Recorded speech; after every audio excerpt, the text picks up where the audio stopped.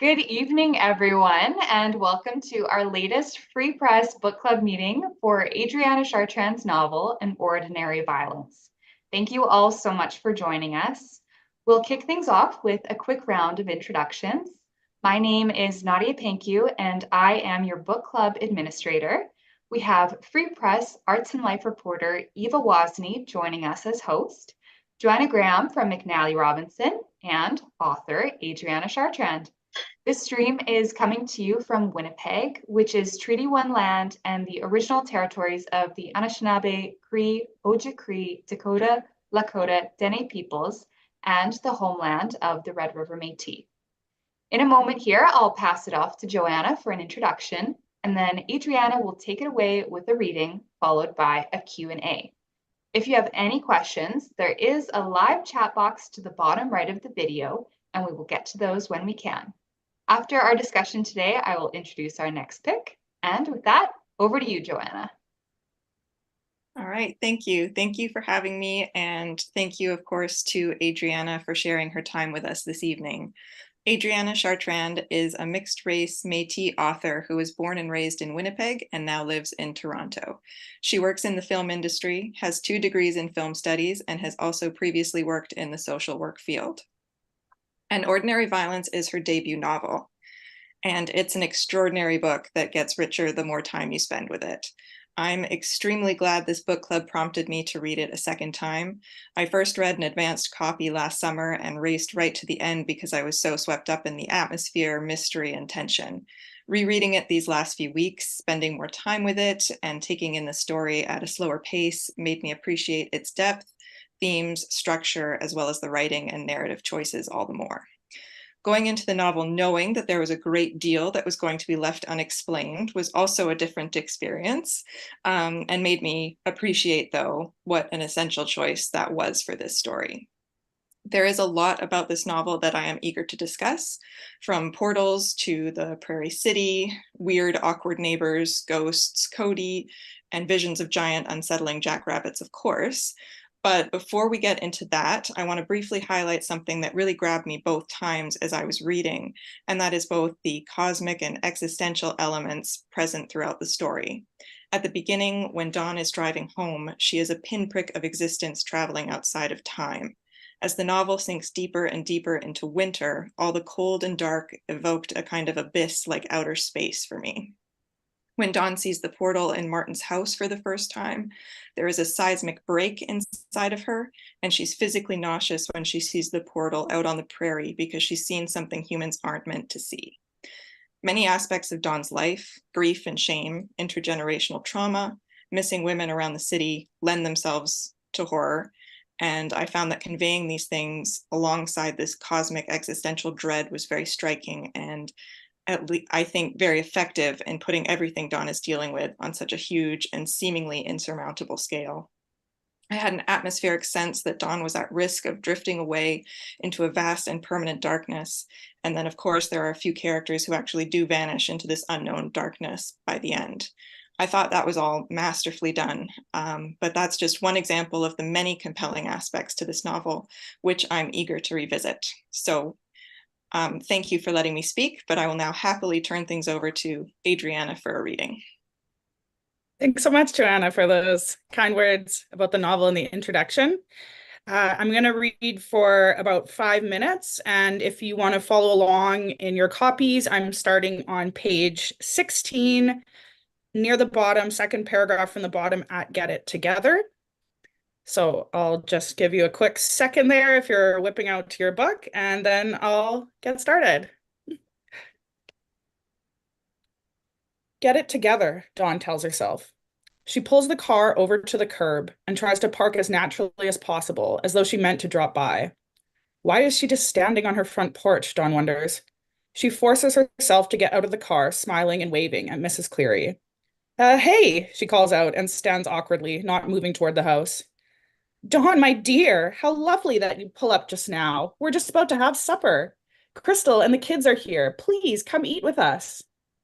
Mrs. Cleary's unrestrained enthusiasm is jarring, but Dawn has no way to explain her sudden presence outside her home, so she walks toward the house, cursing herself internally for her stupid, languid, nostalgic cruise. She could have stayed hidden inside her dad's house for as long as she needed and not even registered as a blip on the neighborhood's radar. Mrs. Cleary beams as Dawn climbs the steps of the tiny porch, an addition in blonde wood that doesn't match the rest of the house, built by Mr. Cleary the summer of grade 5. She remembers how the smell of sawdust drifted over her and Crystal as they tanned and sipped powdered iced tea in the backyard where the lumber was kept. She has a flashback to walking down a craterous aisle at Costco, where her own family did not have a membership, Crystal throwing a gigantic plastic tub of iced tea mix into the cart that Dawn pushed along. You're back in town, Dawn. Just lovely. My, it's been years since we've seen you around here. Mrs. Cleary rests a big calloused hand on Dawn's shoulder and guides her toward the open front door. How long are you staying? I'm not sure, actually. I'm staying with my dad for a bit, helping out around the house, Dawn mutters evasively. Well, isn't that lovely? We hope you'll stay a while, of course. They step into the neat front hall, decorated with cream and gold patterned wallpaper. Big, bold, but slightly muted swirls of gold that remind Dawn of a corporate office's waiting room. Mrs. Cleary bustles past Dawn toward the back door and calls over her shoulder. Just leave your shoes on, dear. We're all out in the backyard. Dawn straggles through the living room and kitchen. No way to put the brakes on now. The walls of the kitchen are still covered in the decorative sayings that have hung there for as long as she can remember. I'd rather be in bed is in black cursive on a blue background above a cartoon woman with platinum hair cooking in a chaotic-looking kitchen. And I saved the wine. It was trapped in the bottle is in painstaking needlepoint, done by Mrs. Cleary, complete with an embroidered glass of red wine. The commandment, be happy, in giant curling letters is burned rustically into a striped wooden paddle that hangs above the sink. Dawn steps through the back door into a blinding shaft of sunlight, throwing up her hand to cover her eyes. She sees an odd silhouette of people gathered in the yard, forming a circle, facing inwards. She blinks from behind the visor of her hand, and the vision is gone. People are sitting in lawn chairs with beers in the cup holders, plates of burgers and potato salad balanced awkwardly on their knees, or smoking and laughing over by the fence. A fold-out table holds the food and drinks, beer, wine coolers and cans, and several 2 liters of pop, going flat in the heat. A few kids are running and screaming over by the fence, playing a game that seems to involve a lot of shoving. A small child falls to the ground and emits a high-pitched, searing wail. Dawn looks around, but none of the adults moves to comfort or claim the child, who, after a moment, crumples like all their energy has been sapped and lies there quietly, picking at the grass. Dawn's weariness after the long drive is sinking deep into her bones, but she summons a smile for the woman striding toward her, arms thrown wide with incredulity. Dawn, what the hell are you doing here? I mean, God, it's been years. With a jolt, Dawn realizes the woman is Crystal. Years older and with dyed hair, a startlingly complex layered arrangement of blonde and reddish highlights and lowlights. Crystal's thin frame is toned and lithe and tanned. Dawn doesn't remember her ever being so tan. She's wearing pilled black yoga pants, a stretchy workout tank top, and plastic flip-flops. Her finger and toenails are painted turquoise, and she has a nose piercing, a big diamond stud that juts out jarringly from her narrow face. She still has thin lips and high cheekbones, but her eyes have dark circles so deep they look like bruises. Dawn tells herself to stop concentrating on people's flaws. Before Dawn has a chance to speak, Crystal is hugging her, pulling Dawn firmly into her toned sternum and perky, fake, breasts. She smells of that late summer mixture of sweat and perfume, some kind of floral scented shampoo. Dawn hugs her back, then pulls away, probably too quickly. Crystal, it's so nice to see you, to see your mom again.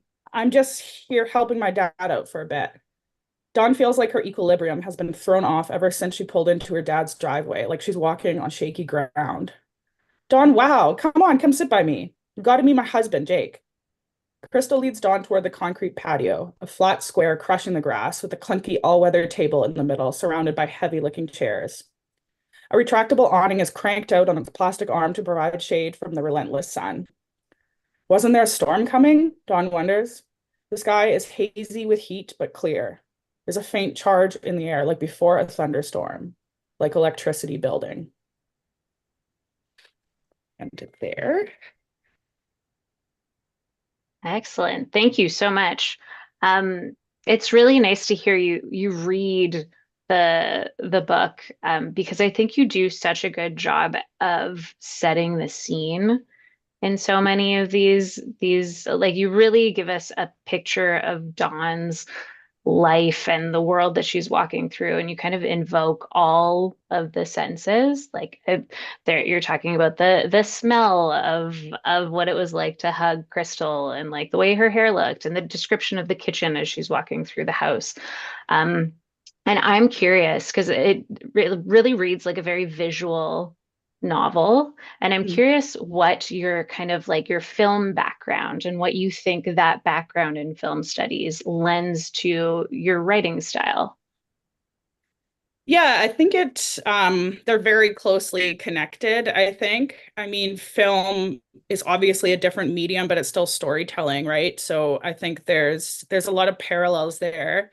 And I think it also just relates to how I write. Like, I'm not a person who sits down at, 10 a.m. every day and writes for 10 minutes. I'm much more chaotic than that. So even, I don't have a linear sense of the story before I write. I'm not sure what the plot's going to be or like, well, the characters are going to be or anything like that. So I start with a sort of scene in my head, like an image generally around a character just kind of doing something. And once I'm kind of stuck into that and start writing out that scene, then I kind of go, well, what could happen after this, or what happened before this, or, what other scenes are kind of happening in this world. And then I sort of piece together the story from that. That's really fascinating. And I'm just jumping off from that. Um, how much did you know about Dawn when you started writing this, and kind of what did you discover about her throughout the process? I think I discovered most of her throughout the process. As with all the characters, like it's a lot of sort of writing the scene and then walking, showering. That's when I seem to get sort of ideas, asking myself questions about it, like what happens next? Why does she do this? What does she want? And waiting to find some sort of answer for that, I think. So I really don't have a solid formation of a character in my head when I start to write. Like I couldn't write like a like detailed character description probably until like halfway through the book or something like that. So I would say most of her came out in the writing process. Wow. And I know Joanna had a question, I think, about the atmospheric side of things. Yeah. So part of the atmosphere, and I'm going to use the word imagery, even though it's kind of auditory, is conveyed with this sense of sort of malfunctioning or building electricity, as your reading ended with. There's a vibrating, crackling, humming, kind of like radio signals not quite coming through. And so I was wondering if there was anything in particular that drew you to those sounds and that kind of imagery. Yeah, I mean, I think it really comes from that actual feeling. Like, I think you guys are all from the prairies or on the prairies now. And in the summer, when there is a big storm coming like that, you can feel the electricity in the air. Like literally, you feel a sort of change in the pressure and things like that. So it's inspired by that. So from the actual, atmosphere, I guess, of the prairies. But I'm also interested in sound, and sort of soundscapes, I guess, or written soundscapes in this case, and how they create an atmosphere, how they can create a sort of uncanny atmosphere or an eerie atmosphere as well. So it was sort of playing with that, but definitely based off that's how it really feels sometimes when there's a massive big electrical storm coming.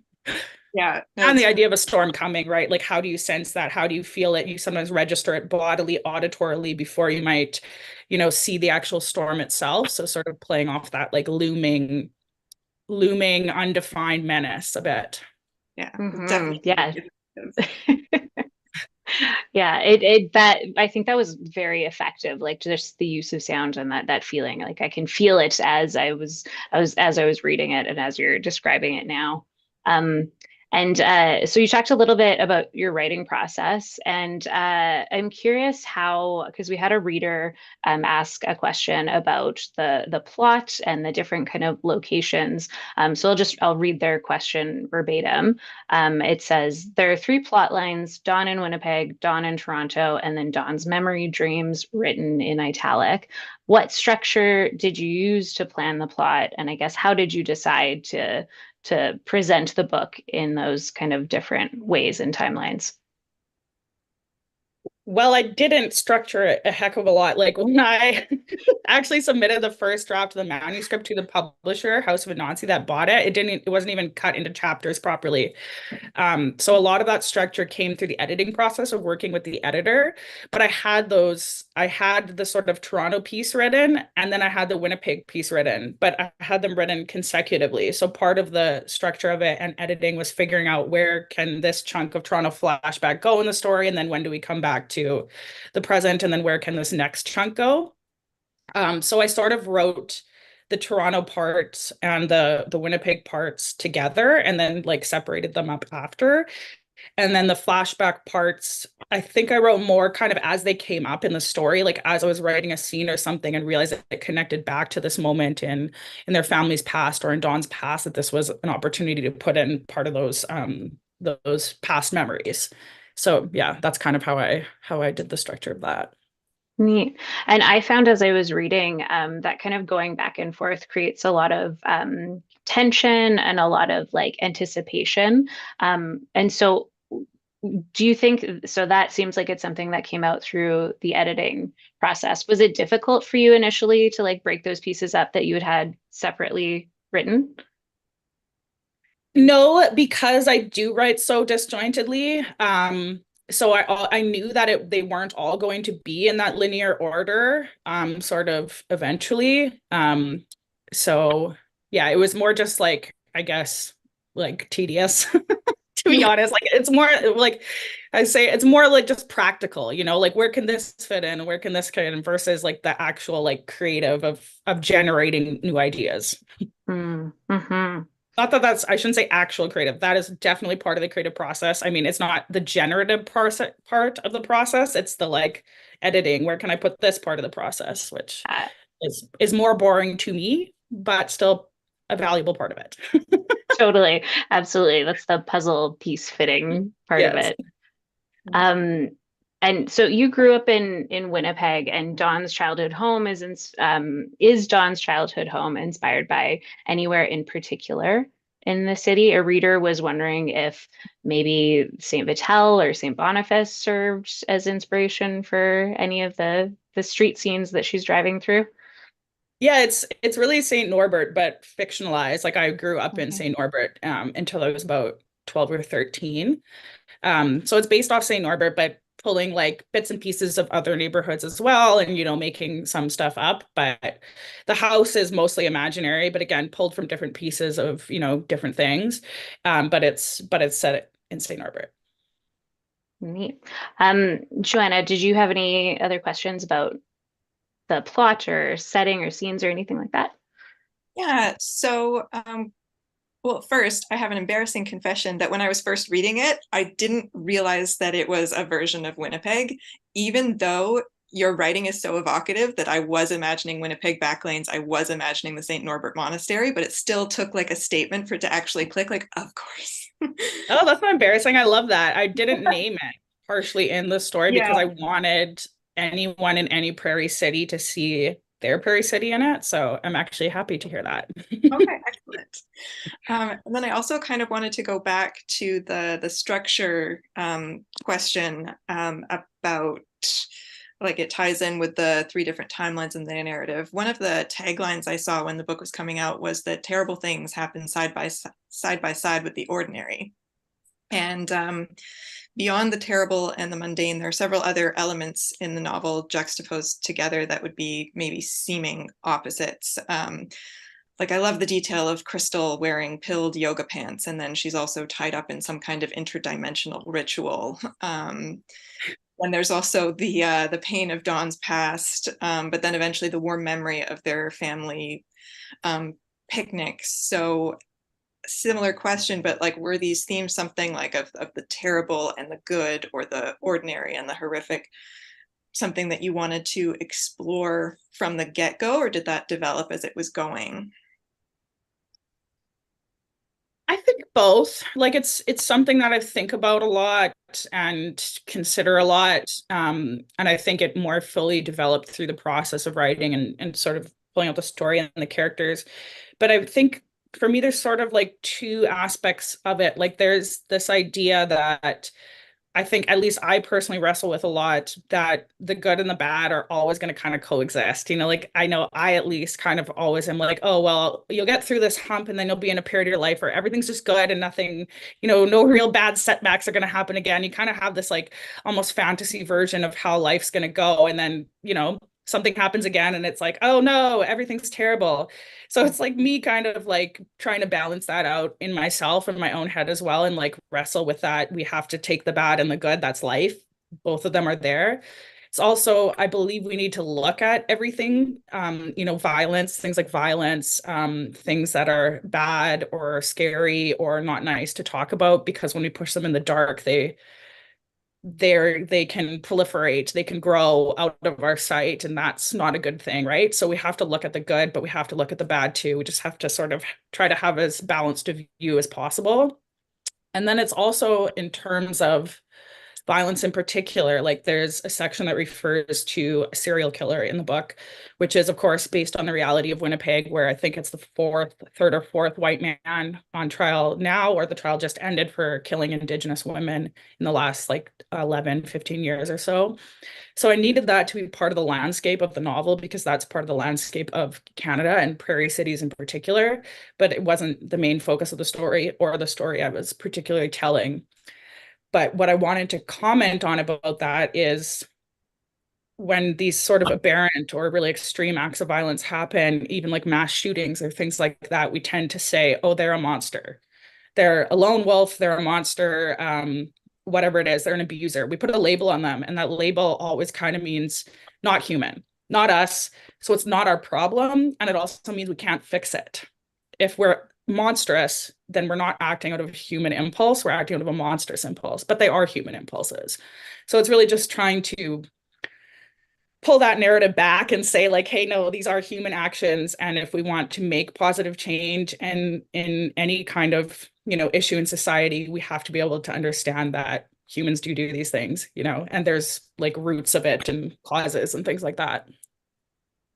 Yeah, it makes things,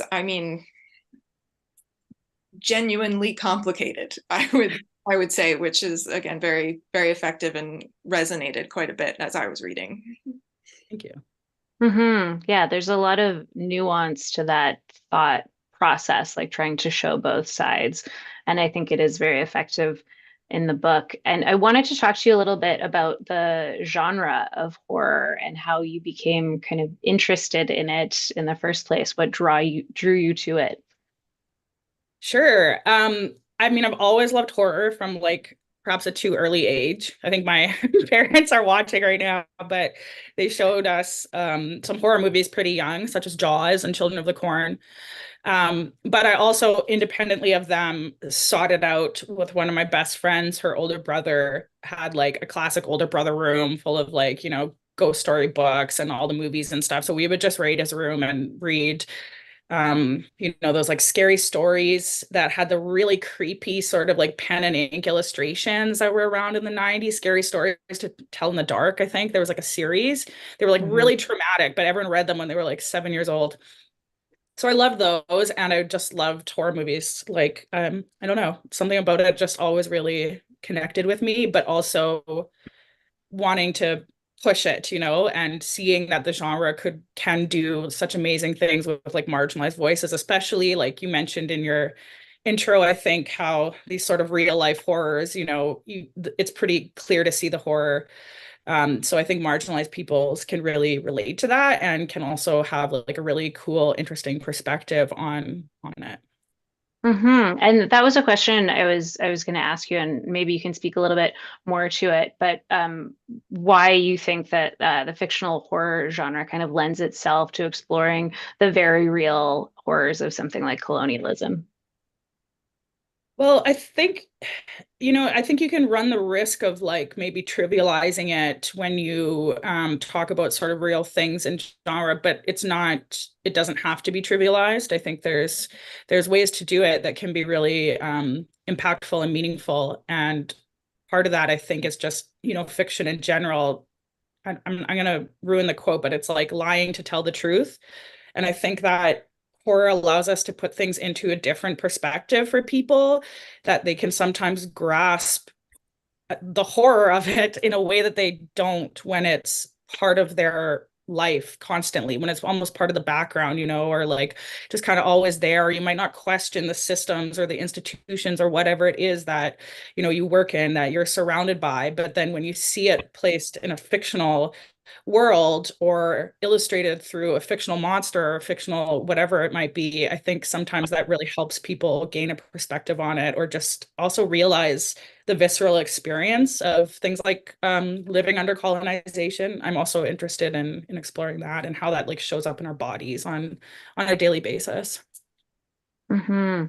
And the supernatural elements that you included in this, obviously we have this kind of underground network that's in this different plane of reality. But then you also have Violet, Dawn's mother, visiting her fairly frequently, and both kind of invoke fear in different ways. And I'm curious why you wanted to include these two different supernatural elements, and maybe how do they differ and how are they similar? Yeah, I wanted to sort of explore, it's not a particular like legend or myth to a particular Indigenous nation, but it's sort of like a worldview or a concept that a lot of Indigenous peoples have around the spirit world, right? That it sort of exists in tandem with us, or just like the acknowledgement that certain people do experience spirits, or certain people can communicate with other worlds. And this concept that especially before colonization, it was quite known, and it was just part of life for people, and that it's almost an ability, I think, that's been lost for a lot of people, or just a connection that we've lost, or that most people have lost. So I was interested in exploring something that typically people might think of one way, as just horrifying, just scary, and that idea that just because it's unknown to you, or it's not meant for you to know it or understand it, it doesn't necessarily mean that it's frightening, right? So I was sort of exploring that, I think, through Violet's interactions with Dawn. But also I wanted, especially with the underground network, I wanted to create a sense that it just spreads out much wider than we see, and it goes out wider than these people, and that these people failing doesn't necessarily stop it, because I wanted to, I think the obvious parallels are colonization, white supremacist systems and policies and things like that. So just kind of showing that, how it's almost a bedrock across society, and we don't even see it or even necessarily know who's like actively upholding it, kind of thing. Yeah. Mm-hmm. One of the that's a smaller detail, I think, but I think it was really good in capturing kind of some of the insidious nature of this, was when at the end, Dawn's driven Crystal and Jake's twins home, and Mrs. Cleary already knows exactly what's happened. And so Mrs. Cleary is wrapped up in it too. And then you have this sort of chilling sense that it's like, okay, and now there's these two kids who've witnessed the trauma of seeing their parents go away. And they're going to be, potentially in this household that's swept up in this underground network, and a huge part of it too. So yeah, that was creepy. Thank you. Yeah, for me, I think that's like one of the most direct parallels with reality I see, of how, these ideologies like white supremacy, like these sort of extreme fascist ideologies, are passed down, or they can be passed down, almost through osmosis in a family, or through, radicalization, seeing something awful happen to your family and things like that. So I wanted to explore those ideas, especially concerning like children and youth. Mm-hmm. Mm-hmm. And just on the topic of portals and this whole element, which I find very fascinating, I had seen you refer to colonialism as a vortex of violence in an interview, and that seemed like that seemed like a direct connection to the portals you've created in this world. Is that kind of how you thought of them within the novel? Yeah, I think that's definitely one factor of how I thought of it. It just, things like colonialism and that ongoing process for, 150 years, it just creates, such a mess. It really does. It creates a mess for Indigenous communities, and it creates a mess for non-Indigenous people too. And it creates a mess. We're trying to bridge those gaps, and just yeah, like this void as well, and also obviously representing the losses of colonialism, loss of culture and traditions, family, um, land. So I think it's encapsulating quite a few of those different ideas for me, as well as the idea of a sort of doorway or a passage. And again, not necessarily knowing where that might lead, or um, you know, exploring something you don't know or that you shouldn't be exploring, like that sort of group, clearly they did something wrong. Should they be playing with this? What are these forces they're playing with? So yeah, I think it encapsulates a lot of different things for me. And I'm curious, from your perspective, where you think, like, where did Jake, Crystal, and Tyler and Cody go? Where have they gone to after entering this portal or being tossed into the void? I think Jake and Crystal are dead. I think it killed them. And I don't know where Tyler's taken Cody, but he's has taken him somewhere else. And I think sort of also taken the essence of him as well. Like he's sort of almost being puppeted by Tyler at the end.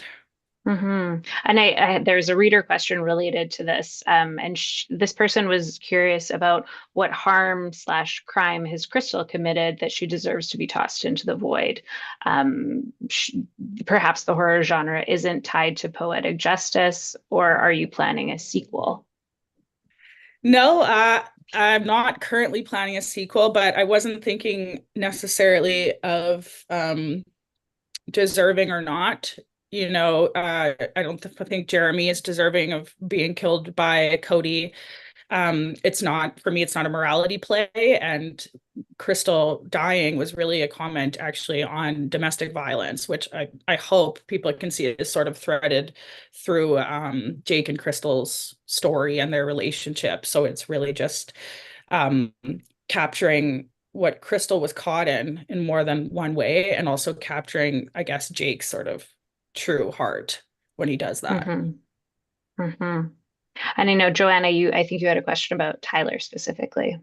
I did. I wanted to bring up the Tyler chapter because there are two lines toward the end, sort of right after he's met Micah, that I think kind of put him in contrast with Dawn's arc. The first is any way out, any possible way out, which reminded me of Dawn moving to Toronto very quickly when she could. And then the second is he didn't think about Marie or the remnants of the life he'd left behind. He thought about the possibility of moving forward towards something new and unknown. And Dawn in this novel kind of almost goes through the opposite. She moves back home. She stays when things get frightening and strange. She revisits her painful memories, and she goes through what I think is ultimately a positive change as a result. And so I was wondering if this was an intentional contrast between the characters, and then also how much choice Dawn has when she's returning home. She is kind of fleeing Toronto and then staying home. Is she consciously making the choice to stay? Is she being like kind of sucked in by the void, or a mix of everything? Yeah, the contrast is deliberate. And I think it's a mix. Like she's chosen to go back, and she is choosing to stay in a way, but she's also been caught in this thing. And I think for Dawn, for me, it's really about her discovering the ways to still have a choice and to still have some sort of empowerment, even when we are caught in these systems, in whatever it may be. So I think for me, Dawn was struggling to find that and trying to find that to keep herself going. Whereas Tyler is just evading what he's done and evading himself, and he's just going to plow forward, like almost that forward progression. And it doesn't matter what, we sort of plow over, like obviously sort of paralleling that with industrialization, with colonization, that just momentum, that ruinous momentum forward that never stops. So that's what I was kind of playing on. And Tyler is just like a sort of very selfish and entitled person, and he's just going to do what's good for him, even if that, kind of literally destroys the world. That's what he's going to do. Yeah. Yeah, that was something I didn't really notice on the first read. And again, it was something that just jumped out at me on the second one. I was just like, okay, another layer. Hmm. And I thought once I got to that chapter, because everything is kind of from Dawn's perspective up until that point, and then you get a look at Tyler's perspective. And I wasn't expecting that. I wasn't expecting to see his side of things. So what why did you want to show kind of his backstory in that way, like through his eyes? Um, I think to make sure that he wasn't like a sort of one-dimensional villain. Like I think he is a villain, let me be clear. I don't think he's at all a good person, but I think even bad people have nuance or have reasons behind, whether they're justified reasons or not, why they might act in a certain way. So I wanted to actually like try to craft someone that I thought would actually be this person in reality. I mean, if portals and this underground network existed, who's the type of man that would become this figure? So I wanted to think about that and almost like challenge myself to think about it from his perspective. And just how was he created? How did he become this thing? Like I think Indigenous people are created so often by history, by people's perceptions of us, by what people think we can do, by our opportunities, by where we've been put physically, geographically. And white people are created in that way too, but we never think about that. We never think about the other side of that in Canada. So I wanted to like just kind of dive into that and like give him the time to think about him as a character too, but also show his I hope like his kind of scariness and his coldness and how he is kind of ordinary but also can do these extraordinarily awful things at the same time. I thought that was very effective because, yeah, he's kind of just in the background. He's like lingering around, and he's up to no good and like doesn't have good intentions. But to see his life and what led him to this point, I think it gives a really good, like I said before, nuance. It's just more nuance that you've built into this world that I think adds to the horror aspect and the spookiness of everything. Um, and Tyler also has an encounter with an animal, and I wanted to ask you about like the animal characters that you've included. So was it a cougar or a mountain lion? Yeah, it's a cougar. Yeah. Cougar, No, right. yeah. Okay. So like what is the cougar in his story? Was that represent to you? I think it's a few things. Part of it is like the concept of settler domination over land and over wildlife and over living things. We see it a lot in like white hunting culture or whatever, even farming, anything like that. The idea of like having a special connection to this land as well, but do you really? I was kind of playing on, I guess, his entitlement again, in that sense of like he believes he's having this sort of mystical encounter with this wild predator, and he kind of sees it as like a mark of his maybe exceptionalism. And maybe it's true, and maybe it isn't. Maybe it was there and maybe it wasn't. But for me, it's more about how Tyler experienced it and how it created this sense of exceptionalism in him that I think is a sense that a lot of settlers, not just in Canada, but in any settled country, kind of have almost even subconsciously. I think it's sort of like part of the ideology or the myth making of a settled country. So I wanted to hint at that. And I also just like human wildlife interactions. I think there's like a lot of them on the prairies anyways. And then the rabbit was actually from a dream I had when I was like a teenager. It was just like a really weird snippet of a dream where I was kind of walking and I looked down an alley, and at the end of it was like a massive jackrabbit, like just a huge oversized jackrabbit. And it wasn't doing anything. It was just kind of sitting there, but I was like so afraid of it in the dream, just so creeped out by it. I woke up and like drew this little pencil sketch of it. So that's kind of like one of the first images that came back to me when I was like, what kind of like creepy kind of emissary spirit thing can I make? And I was like, well, why not a big weird jackrabbit? So And that's that where that came scene, from. yeah, that's great. And that scene in the alley is like that's in the book basically, right? Yeah. Basically it recreated a little Yeah. bit of that. And in the dream it didn't move, but Right. Yeah. yeah. Yeah. That was a very and it's like it's a very scary image that you've created of this rabbit, but it never does any specific harm to Dawn. It leads her into the woods and towards the portals. And so it's the scary, but also not dangerous side of it. I don't know if you have anything more to say about like the dynamics of the creature and what it kind of does in Dawn's storyline. Yeah, I think I was trying to explore that the concept of scary or unknown, or how those concepts get mashed together versus dangerous. The idea is, that if you're messing with these forces that you don't know, like Jake and Tyler are, that can be deeply problematic. And also, I think playing off expectations. Like, I think when I started writing it, the rabbit was going to be maybe like more dangerous, or that was sort of the idea. And then I thought, well, why does that necessarily have to be it? So just sort of like, yeah, playing off those expectations, but also thinking about how we might interact with the spirit world and not understand those interactions always. And they might not be what we think they are, Mm-hmm. Neat. And yeah, talking about just how you came to horror at a young age and all this stuff. Why did you always know that you wanted to write a horror novel? Is that always something that you had kind of wanted to do? I always knew I wanted to write, and I always wrote like, little short stories and things like that, but I didn't know for sure that it would be a horror novel, I don't think. Okay, so it was kind of like the idea, like this book in particular, was it the idea and the themes that you wanted to explore, and then that kind of led itself to the horror genre?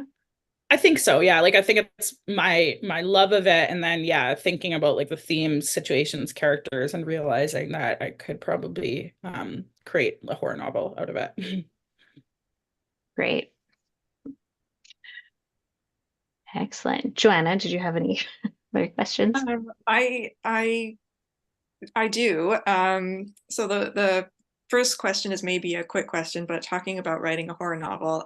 At the book launch last autumn, you were asked if you were going to write another book at some point, and I'm wondering if that's something you're still thinking about, maybe working on, or if you're continuing to write fiction. Yes, I'm working on another novel. It's not a sequel, and it's not super far along, but it is there. So yes, and it will be like a similar horror, dealing with similar themes, though not like the same characters or story. That is fantastic news. I'm going to watch for it. And if we've got time, I do have another question, but if there's more coming in the chat, I can cede the floor. No, go ahead, dive in. What's next? Okay, so I was wondering as well if you could talk a little bit about silence in the book, which was something that I found eerie and unsettling and kind of heartbreaking at times. So I kept kind of thinking silence is violence in certain scenes. And when Dawn stabs Francis's hand in Toronto and then he shoves her, neither of them say a word. There's a painful silence between Dawn and Cody a lot of the time, and one that Tyler seems to intensify, like in Dawn's dream memory of her and Cody on the steps, which I was thinking of when you mentioned him kind of as a background figure, but he's also blocking something between Dawn and Cody communication. And then even during the ritual on the prairie, while it's not silent, people are shouting and there's that crazy noise coming from the portal, it is kind of wordless to Dawn. She can't hear what Crystal and Jake are shouting at each other, and she only really catches one word between Tyler and Cody. So I was curious about what role silence was playing. What's it maybe preventing? What's it enabling? Yeah, I think, yeah, like you said, I think it's doing both of those things, alternately enabling and preventing. And it's just something I'm really interested in, especially as it relates to trauma and the experience of trauma, that we can literally be silenced. Like, it's sort of a hallmark of trauma that's very hard to speak about. It's very hard to articulate it, especially just after it happens, or if it happens so consecutively for so many generations, like with Indigenous people, that it becomes like a literal silence. Like you can't speak it. And that's just so fascinating to me, like, the emotional, mental, spiritual, physical implications of that, of what does that mean for us individually, that we physically can't speak it, but also how that silence then affects our relationships with our family, our friends, with society as a whole.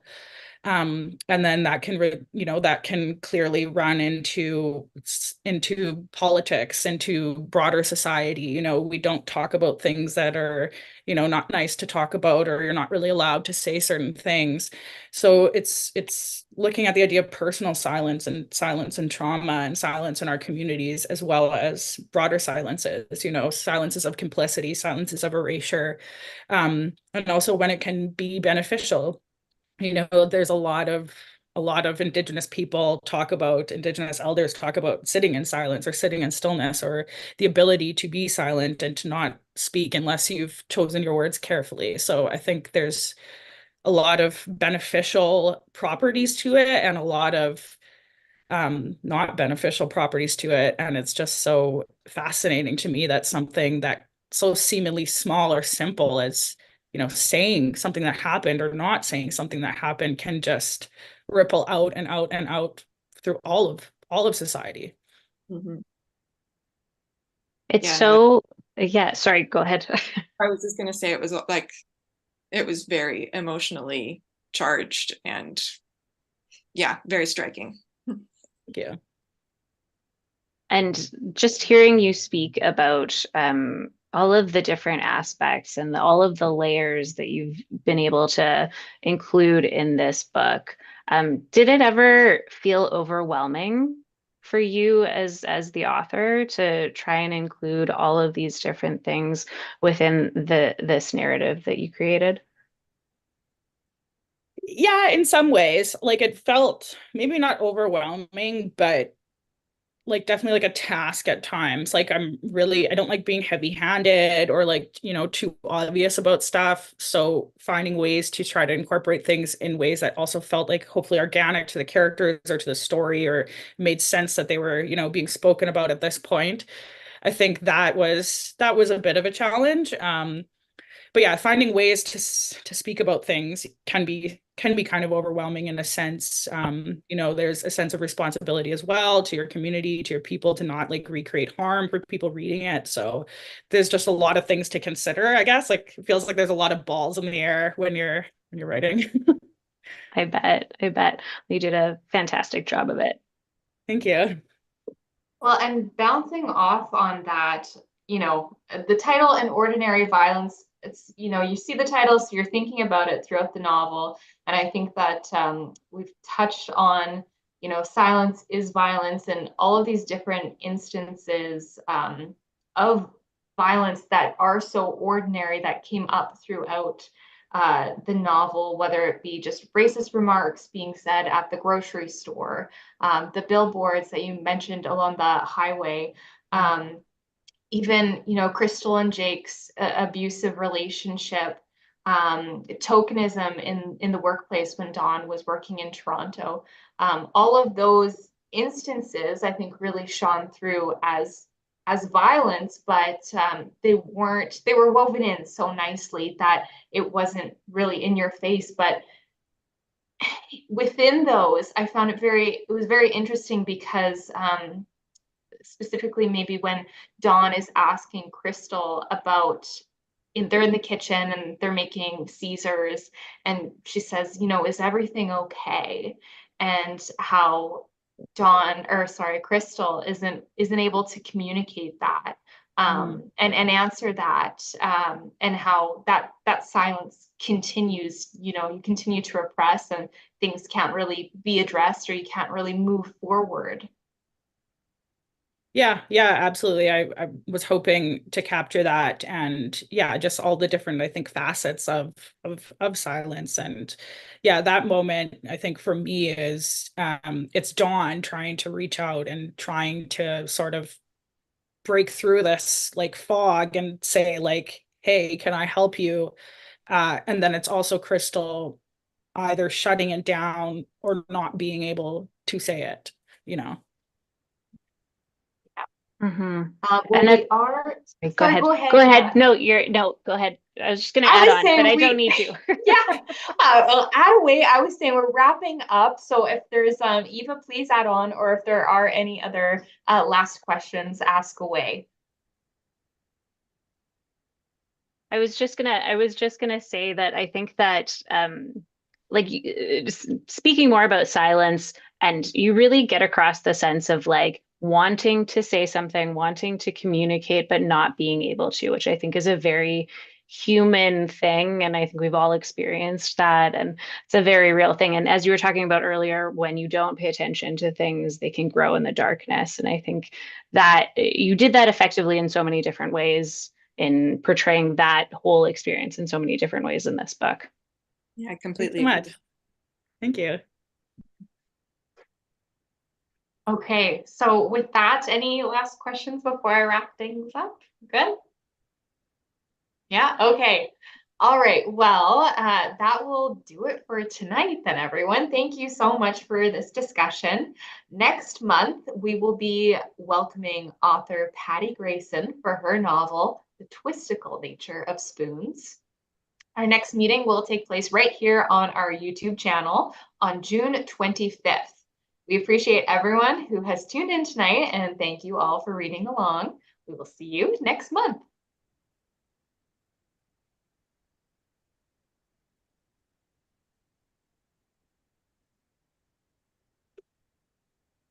All right.